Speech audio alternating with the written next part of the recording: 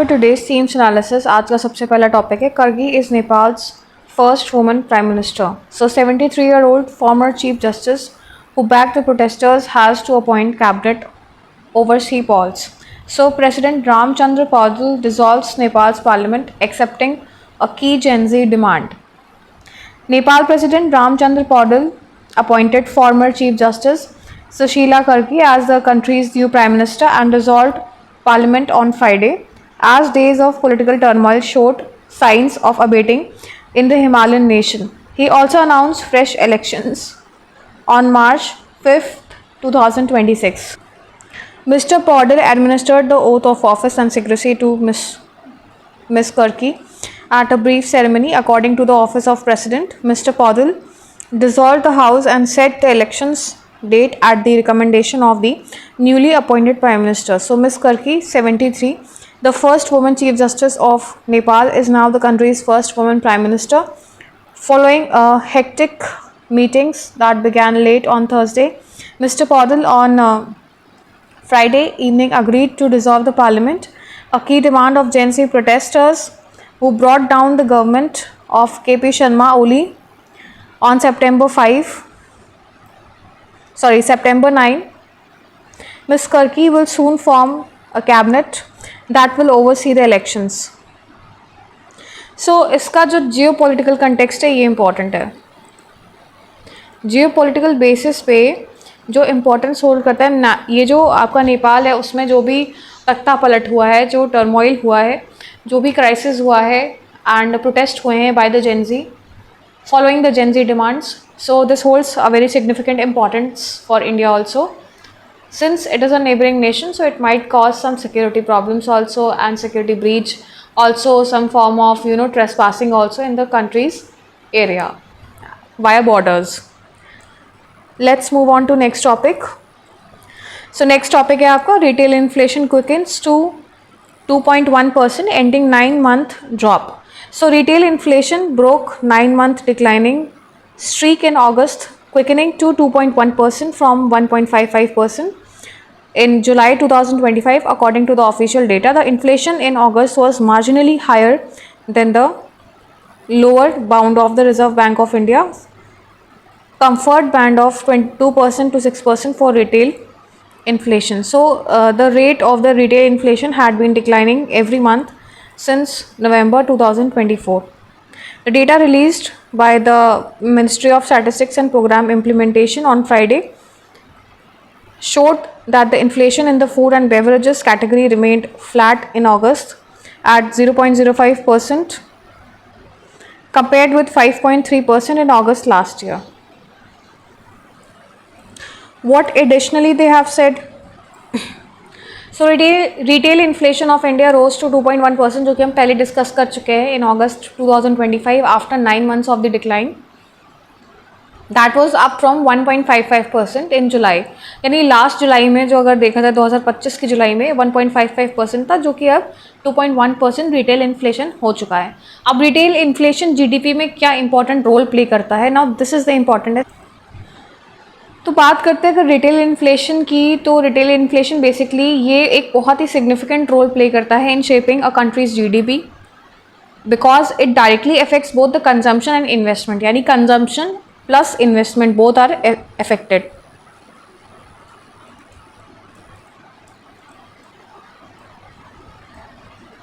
The two major components of GDP. Here's how. Consumption के बारे में अगर मैं बात करूं तो सबसे पहला हाई रिटेल इन्फ्लेशन जो है वो रिड्यूस कर देगा पीपल की purchasing power, that is triple P से भी रिप्रेजेंट करते हैं परचेसिंग पावर पैरिटी या purchasing power, people's purchasing power, leading to lower demands of the goods and services. Basically international level पे ट्रिपल पी का यूज़ होता है purchasing power parity, and at the national level it is used as people's purchasing power. So leading to lower demand for the goods and services, low or stable inflation would support the steady consumption and boost this GDP growth. Investment पे कैसा effect पड़ेगा? persistent inflation होगा जिसकी वजह से it would raise the input cost for the businesses, discouraging investment. इससे investment कम होने लगेंगे. So moderate inflation however can signal the healthy demand, encouraging expansion. अगर मॉडरेट है इन्फ्लेशन तो वो कहीं ना कहीं हेल्दी डिमांड को इनकरेज करेगा। सो गवर्नमेंट स्पेंडिंग भी होती है, उसके ऊपर भी बात की गई है कैसे इफेक्ट होती है, कैसे इन्फ्लुएंस होती है। सो हाई इन्फ्लेशन रहेगा तो this may force the government to increase the subsidies, example food fuel, जो अभी आपकी एलपीजी पे भी जो सब्सिडीज़ चल रही हैं या फर्टिलाइजर्स पे सब्सिडीज़ चल रही है, तो इस तरीके से उनको government would be bound to increase the subsidies. अब सब्सिडीज़ जब इंक्रीज़ होती हैं तो आपके फिजिकल रिसोर्सेज पे काफ़ी इफेक्ट पड़ता है। फिजिकल रिसोर्सेज यानी गवर्नमेंट के पास जो भी इनकमिंग टैक्स होता है, इनकमिंग मनी फ्लो होता है, वो कहीं ना कहीं सब्सिडीज़ प्रोवाइड करने में ही निकल जाता है। So it can also influence monetary policy that affect the growth. Short term में अगर मैं बोलूँ तो nation development would be slowed down, ठीक है। तो ये प्रॉब्लम्स आ सकती हैं। नेक्स्ट टॉपिक है आपका China's new carrier crosses the Taiwan strait. Taiwan strait को आप मैप पे देख लीजिएगा, where does it fall in which ocean, what is the geographical location of it. So what event they are talking about? Basically they are talking about the China's newest aircraft carrier, the Fujian, जिसका नाम है Fujian, sorry, sailed through the Taiwan Strait according to the Chinese Navy. Geopolitical context क्या है? The Taiwan Strait separates China from Taiwan, which Beijing insists must come under its control. So possible motive क्या है? The sailing could be viewed as a warning to the US and other countries supporting the Taiwan, though China officially downplayed such an intent. Now, what is the purpose of the voyage? Fujian was conducting sea trials before commissioning. It was en route to South China Sea for training and scientific experiments. Justification क्या है? Chinese state media described the strait as the most reasonable and efficient route to reach the South China Sea. This marked the first time the Fujian had transited the Taiwan Strait. What are the reactions?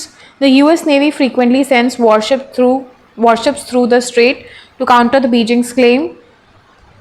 Japan's military spotted the Fujian near the disputed Senkaku Islands. अब ये जो मैंने नाम लिए हैं, Senkaku Islands, Beijing's का जो claim है या फुजियान है, इन सब के बारे में थोड़ा सा आप रिसर्च कर लीजिएगा, specifically with respect to the sea routes near Taiwan and China.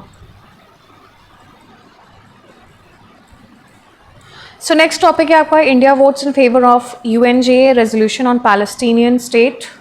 India has voted in favor of UN General Assembly resolution endorsing the New York Declaration on the peaceful settlement of the Palestinian issue and implementation of the two-state solution. The resolution introduced by the Egypt was backed by 142 nations and opposed by 10 including US and Israel.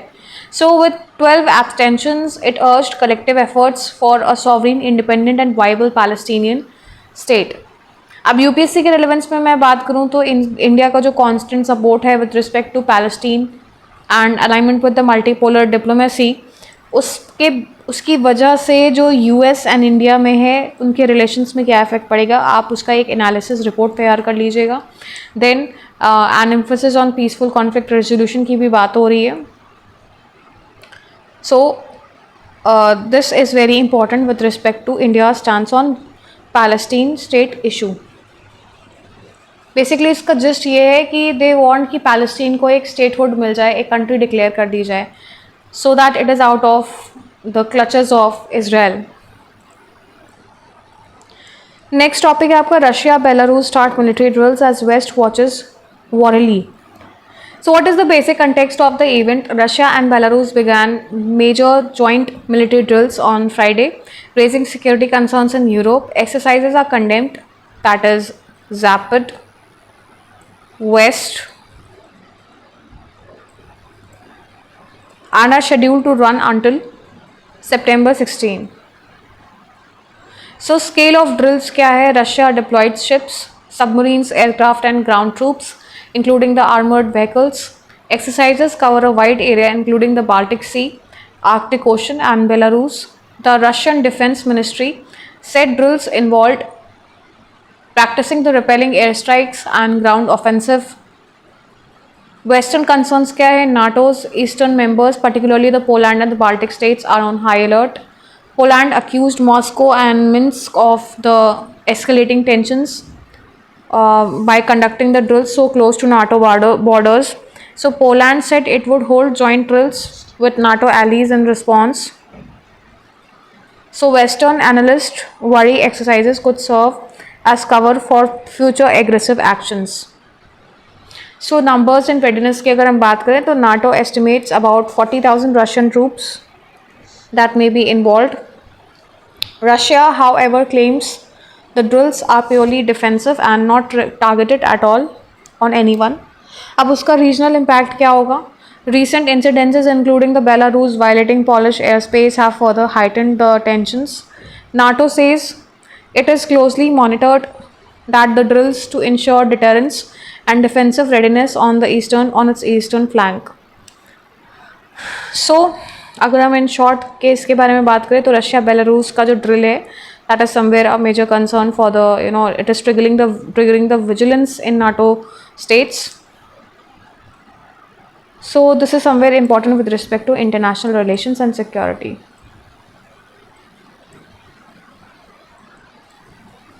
हालांकि इसका India से कुछ लेना देना नहीं है, but कहीं ना कहीं एक मेंस पर्सपेक्टिव में, इंटरनेशनल रिलेशंस के पर्सपेक्टिव में this can hold some importance.